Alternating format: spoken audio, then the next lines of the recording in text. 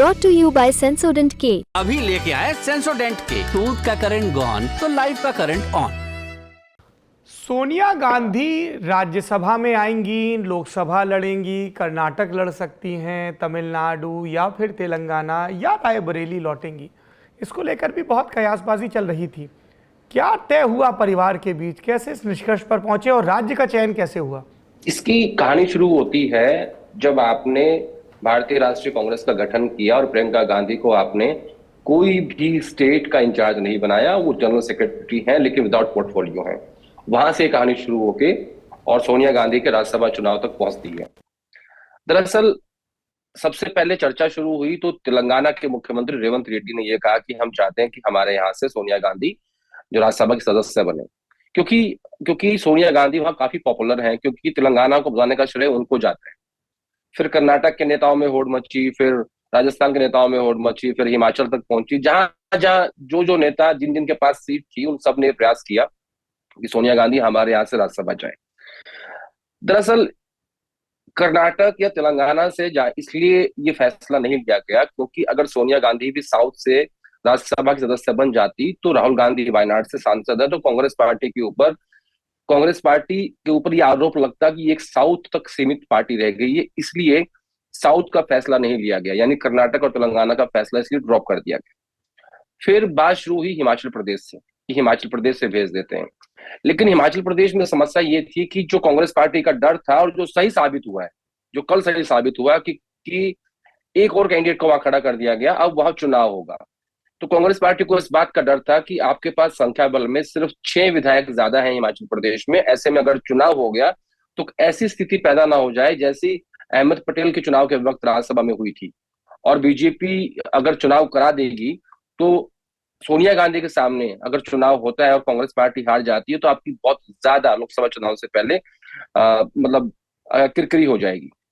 तो उस फैसले को समझते हुए फाइनली राजस्थान का फैसला लिया गया। ये परिवार का ही फैसला था कि वहां पे आपको 41 नंबर चाहिए, 41 विधायकों की आवश्यकता है और आपके पास 70 विधायक राजस्थान में है, इसलिए सोनिया गांधी को राजस्थान से भेजा गया। और उत्तर भारत का राज्य है तो कोई ये नहीं कहेगा कि माँ और बेटा दोनों ही दक्षिण भारत से सांसद हैं, एक राज्यसभा एक लोकसभा है, इसलिए उन्हें उत्तर भारत से राजस्थान से राज्यसभा भेजा गया।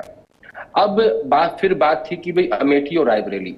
देखिए कांग्रेस पार्टी ने इन दोनों कॉन्स्टिट्यूएंसीज में 40,000 सैंपल साइज का सर्वे करवाया है, ये देखने के लिए कि 2019 जैसी स्थिति अभी भी है या नहीं है, क्योंकि 19 में भी इन्होंने सर्वे कराए थे और इस बात की जानकारी उनको मिल गई थी कि अमेठी से राहुल गांधी हार सकते हैं, इसीलिए उन्हें वायनाड शिफ्ट कर दिया गया था। वो 2 सीटों से चुनाव लड़े थे। अब गांधी परिवार से सोनिया गांधी और राहुल गांधी दोनों इलेक्ट्रल पॉलिटिक्स में थे, यानी चुनाव जीत के आए थे। अब अगर प्रियंका गांधी को भी लोकसभा में लेके आते, टिकट देते, तो फिर 3 परिवार के सदस्य हो जाते और 3 पावर सेंटर बन जाते, जिसका खामियाजा कांग्रेस पार्टी भुगत रही है, क्योंकि आज की डेट में कांग्रेस पार्टी के पास 5 पावर सेंटर है, 3 गांधी परिवार के लोगों के, एक कांग्रेस अध्यक्ष का और एक किसी वेणुगोपाल का। तो ऐसे में इन चीजों का नुकसान होता है। तो ऐसे में ये फैसला लिया गया कि प्रियंका गांधी इलेक्टोरल पॉलिटिक्स में आएंगी, वो कांग्रेस प्रेसिडेंट की सीट से चुनाव लड़ेंगी रायबरेली से। हालांकि इसमें 2 मत हैं। एक मत ये है कि अमेठी का जिक्र भी हो रहा है, ये कहा जा रहा है कि अमेठी लड़ना चाहिए क्योंकि स्मृति ईरानी के खिलाफ 5 साल की एंटी इनकम्बेंसी है और वो सीट आपके लिए ज्यादा आसान है जीतना इंस्टेड ऑफ रायबरेली क्योंकि सोनिया गांधी खुद सांसद थी, वो आपके परिवार की सदस्य थी, इसलिए वहां से नहीं लड़ना चाहिए। तो ये एक चर्चा का विषय फिलहाल वो परिवार के भीतर है कि वो अमेठी लड़ेंगे या रायबरेली लड़ेंगी। ये अब तय हो गया है कि सोनिया गांधी का हेल्थ इशू। और एक बात और सबसे महत्वपूर्ण है सौरभ जी, कि 10 जनपद का एक मकान के रूप में भी महत्वपूर्ण है और एक पॉलिटिकल मैसेज के रूप में भी काफी महत्वपूर्ण जगह है वो। अगर सोनिया गांधी रायबरेली से चुनाव हार जाती, 1% हम एज्यूम कर लेते हैं, हाइपोथेटिकल है, तो 10 जनपद का जो घर है वो आपको खाली करना पड़ता है। सपोज की कल प्रियंका गांधी अगर लोकसभा जीत जाती है तो उनको आप ये घर अलॉट नहीं कर सकते। राहुल गांधी का घर पहले ही खाली हो चुका है, उन्होंने जब वो वापस उनको सांसद की सदस्यता रिटेन की उन्होंने, तो उन्होंने अपना सरकारी घर वापस नहीं लिया।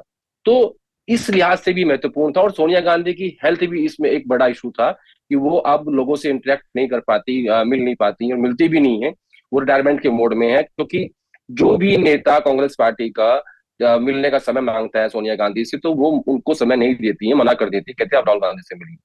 तो ये सब कारण थे। नॉर्थ वर्सेस साउथ था, परिवार में कौन लोग चुनावी राजनीति में रहेंगे, कौन रिटायर होगा, ये कारण था।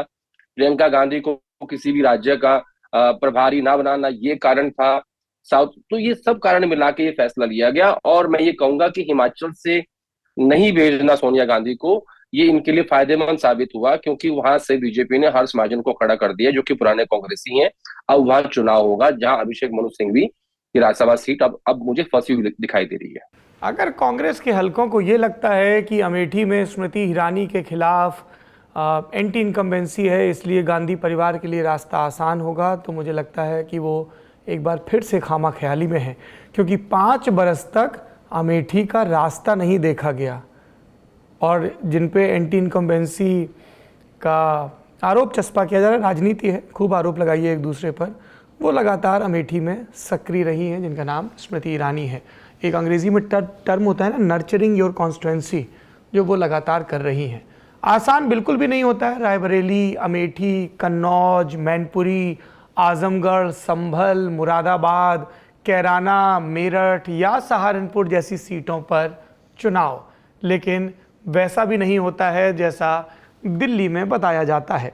रही बात रायबरेली की, तो देखना दिलचस्प होगा कि यदि गांधी परिवार से कोई उस सीट से उतरता है तो भाजपा की तरफ से अदिति सिंह आएंगी, जो विधायक हैं, एमएलए हैं टू बी प्रिसाइज, या दिनेश सिंह आएंगे जो एमएलसी हैं, या कोई तीसरा नाम आएगा, क्योंकि भारतीय जनता पार्टी की जानकारी रखने वाले कहते हैं कि इस बार वो 80 में से किसी भी सीट पर वॉकओवर देने के मूड में नहीं है।